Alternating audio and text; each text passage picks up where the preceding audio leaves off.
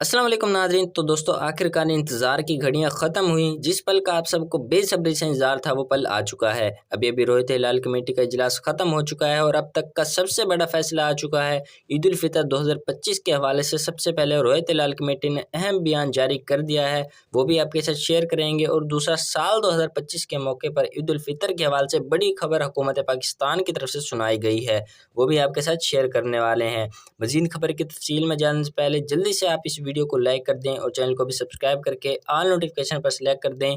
इतनी मालूमाती खबर आपके साथ शेयर करने जा रहा हूं, तो वीडियो को लाइक और चैनल को सब्सक्राइब करना आपका फर्ज बनता है। तो सबसे पहले अपडेट शेयर करते चलें। यहाँ पर आपको ज़रूरी ऐलान जो किया जा रहा है हुकूमत पाकिस्तान की जानिब से, वो भी यहाँ पर आपको बताते चलें कि 1 अप्रैल को 50 साल बाद ऐसे लंबे अरसे के लिए लगने वाला सूरज ग्रहण लगने वाला है। और आपको रोहित हिलाल कमेटी की अपडेट बता दें कि बिल्कुल आर्जी तौर पर यह ऐलान किया गया है कि रोहित हिलाल कमेटी की जानिब से इस साल रोज़े 30 होंगे और ईद उल फितर 1 अप्रैल को होने वाली है। और जो बुरी खबर सुनाई गई है हुकूमत पाकिस्तान की जानिब से, वो ये सुनाई गई है कि साल 2025 में ईद उल फितर के दूसरे और तीसरे दिन डबल सवारी के ऊपर बाकायदा पाबंदी लगा दी गई है। तो नाजरीन, आपका इस बारे में क्या ख्याल है? कमेंट बॉक्स में आकर आपने अपनी कीमती राय का इजहार जरूर करना है।